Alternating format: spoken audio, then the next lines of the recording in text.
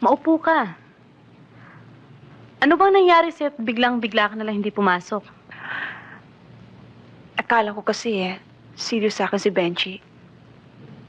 Pero eto, hiwalay na kami. Masyado siya naluloko kay Marlene. Bakit ganon? Ganyan na may dinadala ka. Dapat, gumawa ka ng paraan para magkaayos kayo. Malabo na. Kahit pa siya ang magpilit ngayon, ayoko na. Ayoko na.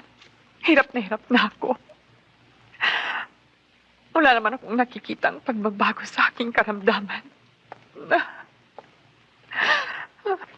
Huwag, anak. Huwag.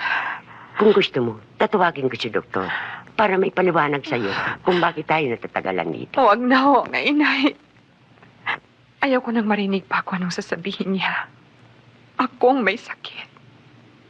At alam kong pahina na ako ng pahina. Inay, ayaw kong maubos ang konti nating naiipon sa mga gamot dito. Kung ano't ano man ang mangyari sa akin, gusto ko may matira para makatapos si Shirley ng kanyang pag-aaral. Inay, para mo ng awa, uwi na tayo.